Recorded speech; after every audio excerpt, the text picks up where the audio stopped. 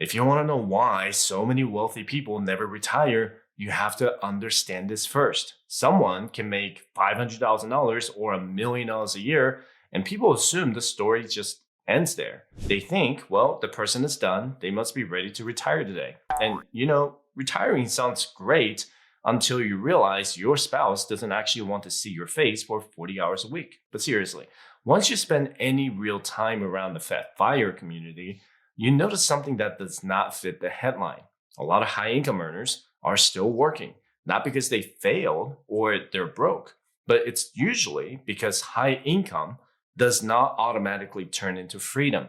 In fact, to some, it's just the privilege of being stressed in a much higher tax bracket, or their lifestyle could have gotten more expensive, or the paycheck grew too comfortable to give up. And sometimes the job became part of their identity. And sometimes they're still there because they actually like the work.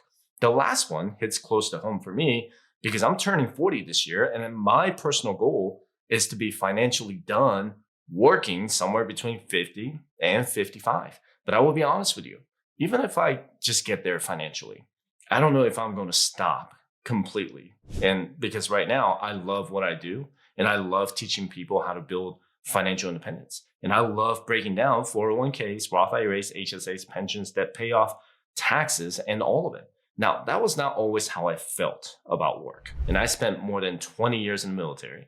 But did I want to stay past 20? Absolutely not.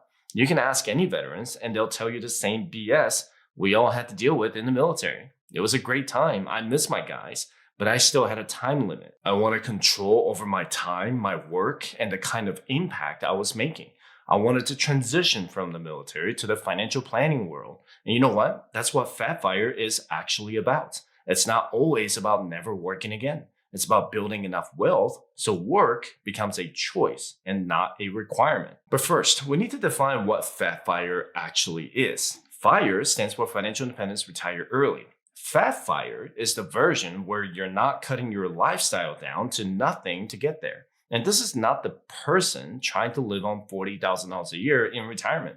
It's usually for the person who wants to maintain a higher standard of living. More travel, better housing, flexibility, better healthcare options, more discretionary spending. Basically, it's financial independence without giving up what they worked hard to build. And that means the number they need to hit is a lot bigger than the average person expects. And if you want $200,000 a year from your portfolio in retirement and you use the, let's say, standard 4% withdrawal rate, you're looking at needing around $5 million. And if you want $300,000 a year, you need around $7.5 million. And if you want $400,000 a year, you need around $10 million.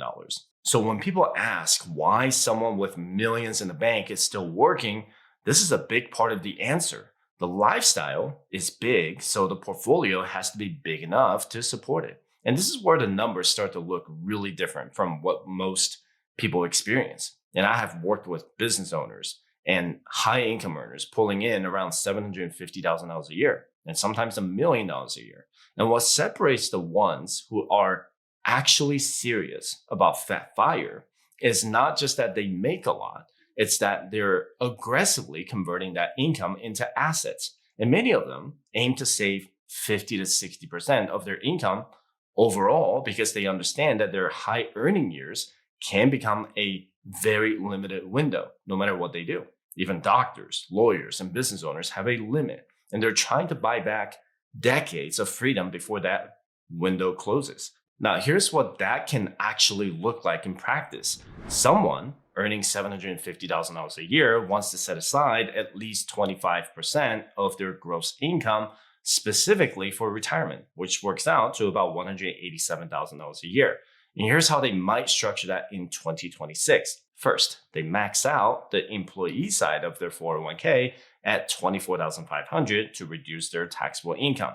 And if they're a business owner structured as an S Corp or a single member LLC, they might also contribute an additional $47,500 as the employer contribution, depending on their plan structure and what they're eligible for, which gets the 401k total to $72,000. Then they do a backdoor Roth IRA for each spouse at $7,500 each, which is another $15,000. Then they max out their family HSA at $8,750. And at that point, they have already set aside $95,750 across the 401k, Backdoor Roth IRAs, and the HSA. But they're not done yet. To get to that 25% retirement savings goal of about $188,000, they need to put another $92,250 into a taxable brokerage account. And think about it. A taxable brokerage account does not say retirement anywhere in the name. But for Fat Fire households, that account is very much a retirement account. And it is the bridge account. It's what gives them flexibility before age 59 and a half and before 65, before they want to touch the other accounts, right? And when you add it all up, that's $188,000 a year going towards retirement. And run that forward 20 years at an 8% average return, and you're looking at approximately $8.6 million. And they could also open up a separate brokerage account that's not a part of the 25% retirement savings rate. And if they decide to save another 10 to 20% to the brokerage account, you can do the math, right? On top of that, some high income earners are also setting aside pretty close to another $200,000 a year for taxes, business reserves, emergency funds, real estate, and additional investments depending on their situation. And I know these numbers sound like they belong in a different universe, but for someone making $750,000 a year, saving $188,000 is about 25% of gross income. And if they're trying to save 50 to 60% overall, they may end up saving far more once you factor in taxes, cash reserves, and additional investments. And this is why high income is powerful when it gets redirected. If the $750,000 income becomes a lifestyle, then it disappears fast. And I know high income earners living in $4 million or $5 million homes paying $30,000 to $50,000 per child per year in private school tuition. And when you have got that kind of overhead, even a big income gets swallowed up pretty fast. But if the income is being redirected into those investment accounts, tax reserves, and real assets, now that income starts turning into freedom. That's the difference between someone who earns a lot and someone who is actually building Fat Fire. And once someone is saving and investing at this level, taxes become one of the biggest planning issues on the table. At $750,000 a year, taxes are not just an inconvenience. They can become one of the largest line items in the whole household budget. And federal income taxes, state taxes, if they live somewhere in high state income tax states like California and New York, self-employment taxes, capital gains, the net investment income tax, and Medicare IRMA down the road. All of it piles up fast. So the question is not just how much I can invest. The question becomes, how do I invest in the most tax efficient way possible? And it's like playing a game of chess. The pieces are your accounts, and you have to understand how each one plays its role. And the 401k gives you a deduction today. The HSA gives you a deduction, tax-free growth, and tax-free withdrawals for qualified medical expenses. The Backdoor Roth IRA allows for tax-free growth later on. And the taxable brokerage account gives you flexibility before age 59 and a half and favorable tax treatments with long-term capital gains tax and net investment income tax. And every account has a role, and understanding those roles is part of what separates a high income earner from a financially independent one. And that's a huge difference, but people often underestimate it. Think of it this way. Two people can both make $750,000 a year. One person is using income to create assets. The other person is using income to support a lifestyle that requires them to keep making that same income. And one is building account balances in 401ks, Roth IRAs, HSAs, brokerage accounts, business equity, maybe real estate, maybe cash reserves. And the other is feeding a life that gets more expensive every single year. And that's why Fat Fire is not just about hitting a big portfolio number. It's about building a system that gives them tax control, liquidity, flexibility, and the ability to walk away from work when they're ready. And I know you're probably thinking, this video does not apply to me at all. And that's not entirely true. This is the first big lesson for anyone. High income is not the same as financial freedom.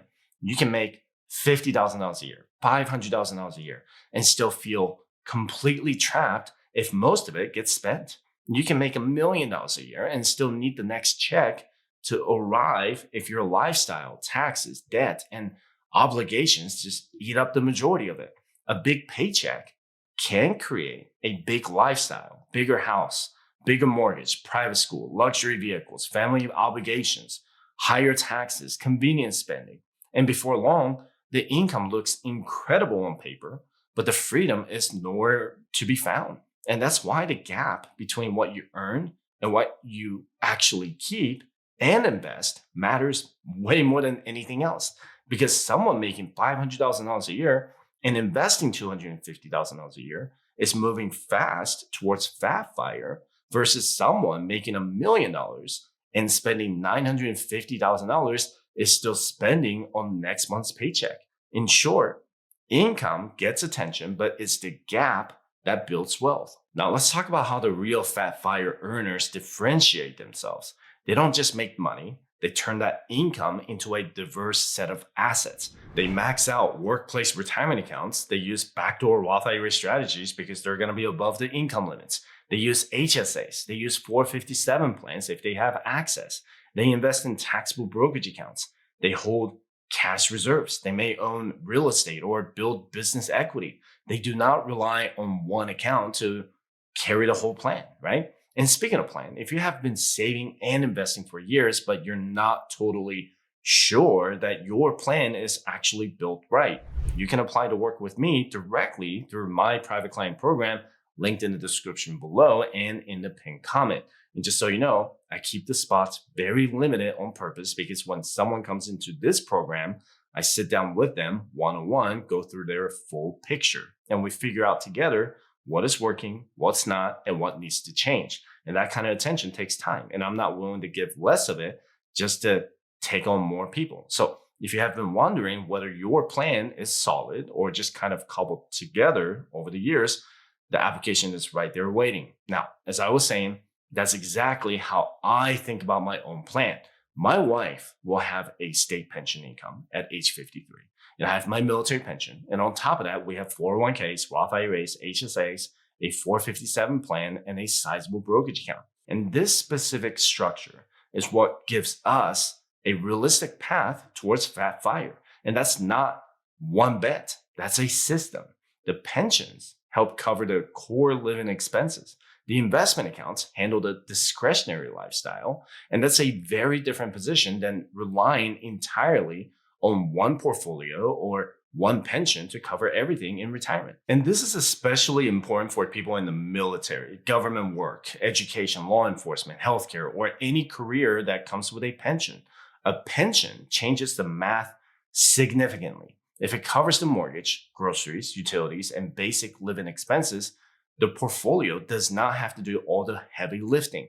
The question shifts from, can my portfolio pay for everything, to can my pension cover the life I need? And can my 401k, Roth IRA, HSA, and brokerage account cover the life I want? And can those accounts pay for my travel, hobbies, restaurants, family experiences, gifts, upgrades, and the lifestyle choices that make fat fire feel like fat fire? And that's why pensions are so powerful. They create a secure floor while the portfolio creates the ceiling. But more importantly, the pension covers the life you need, and the investments pay for the life you want. This is also why having multiple buckets matters so much, especially for someone who wants to retire in their 40s or 50s. If all your money is locked inside retirement accounts with age restrictions, you can run into a real problem before age 59 and a half. That's where the taxable brokerage account becomes incredibly important because it gives you flexibility and access before traditional retirement age. A 457 plan can also be powerful since, depending on the plan rules, it may allow earlier access without the same withdrawal restrictions as other retirement accounts. Roth contributions matter too because they add another layer of tax flexibility later on. And then there's the HSA, which I really think people underestimate. In my opinion, the HSA is one of the best long-term healthcare hedges available because of its tax-deductible contributions, tax-free growth, and tax-free withdrawals for qualifying medical expenses. Pensions also matter, even in a modern portfolio, because they provide a bedrock of stability. And of course, cash reserves play their role by acting as the bridge that keeps you from having to sell investments during a market downturn. And that's really the strategy behind fat fire planning. The more buckets you build, the more strategic options you create for yourself later. You're not just saving towards one giant number on a spreadsheet. You're building a diversified system designed to give you flexibility, stability, and protection against whatever the market, the economy, or life decides to throw your way. And think of it as architectural design for your life. The pension covers your baseline expenses, providing a floor of stability. The brokerage account bridges the gap before you hit traditional retirement age. And as for your Roth IRA, it offers tax-free flexibility, while the HSA acts as a dedicated hedge against healthcare costs. And the 401k continues to compound for the long haul. And if you're lucky enough to have a 457 plan, you've unlocked an even earlier access point. And that's what separates true fat fire planning from standard investing. It's not just about hitting a big arbitrary number, and it's about engineering a system that gives you the total tax control, the liquidity, and the total confidence to walk away on your own terms. Now, for high income earners, tax strategy is not separate from investment strategy. It's part of the same conversation. Traditional 401k or 403b contributions, 457 contribution, HSA contributions, backdoor Roth IRA strategies, mega backdoor Roth if you have that in your plan, tax loss harvesting, asset location across accounts, business deductions, RSU and stock options, long-term capital gains planning, qualified dividends, Roth conversions in lower income years. How about state income tax planning, deferred compensation, NIT, and eventually Medicare IRMA? All of that is part of the plan. And that's why Fat Fire is not about making more. It's about keeping more, investing more, and controlling when the government gets paid and how much. Now, even when the numbers say someone is ready to retire, walking away is harder than most people expect. One of the biggest reasons is sequence of returns risk. If someone retires right now before a bear market hits and has to start pulling from a falling portfolio, it can cause serious long-term damage to the whole plan. Think about it this way. A $5 million portfolio drops 10%, and you're suddenly down $500,000. When you're no longer contributing and you're withdrawing at $250,000 or $300,000 a year, that kind of drop feels completely different from what it did when you were still adding to the portfolio, right? So some of these high income earners keep working, not because they lack enough, but because they want a bigger cushion, more cash, more bonds, more brokerage assets, more pension income, more rental income, more business income, and more margin of safety, more certainty. And then there's the psychology of it. Imagine you're making $800,000 a year or $1.5 million a year. Maybe you're getting large bonuses, stock compensation, or partnership distributions. Even with millions already invested, it is very hard to walk away from that. The thinking becomes one more year and I will feel safer. And one more bonus and I will be done. One more vesting cycle, one more business sale. This is what people call the golden handcuffs. And the income is powerful, but it can also become a cage. And that's where Fat Fire becomes more than a math problem. It becomes an emotional one. And for a lot of high income earners, work is not just a paycheck. It is a status. It is an achievement, a purpose, a structure. It is social validation. It's how they measure themselves or how they introduce themselves at dinner parties. So even when the spreadsheet says they can retire, they may not be ready emotionally, and they may not know who they are without the title, the company, the clients, or the deals. And honestly, I felt some version of this when I left the military, and I respected the mission. I was grateful for the career, but after more than 20 years, I wanted to control my time and my impact. I could have done 30 years in the military. The difference now is that I keep working because I love the work. I love helping people understand their numbers and build a plan. My goal is not to stop being productive, but to stop being trapped by work that no longer fits the life I want. And a lot of people know exactly what they're retiring from. Stress, long hours, meetings, deadlines, corporate politics, burnout, travel, constant pressure, but they have not figured out what they're retiring to. When you do not have a clear vision for what life after work looks like, work itself becomes the answer by default. That's why some people with millions still stay. They don't need every dollar, but work gives them structure, and they have not built a compelling alternative yet. And that's how you know Fat Fire is not just a financial plan. It is a life design problem. Now, another reason high income earners keep working is family responsibility. Supporting kids, college, private school, a spouse, aging parents, a large mortgage, a second home, maybe. The portfolio may not be funding one person's retirement. It may be funding an entire family system. And that makes the target FIRE number much bigger. And someone can have $5 million and genuinely not feel ready if the annual obligations are high enough. But here's the positive side. Not every high income earner who keeps working is trapped. Some keep working because they actually enjoy what they do. And there's a real difference between working because you have to and working because you want to. Once financial independence is in place, work becomes optional. You can say no. You can take fewer clients. You can leave toxic situations. You can start something new. You can work part-time or do meaningful work instead of survival work. And that's where I am aiming to be at 50. Not sitting around doing nothing, but knowing that if I keep teaching and creating content, it's because I want to help people, not because I need the check. And again, if you found this video valuable and want my direct one-on-one help, check out the link in the description below or in the pinned comment to apply for the private client program. And this has been another piece of a video, and we got a lot out of it.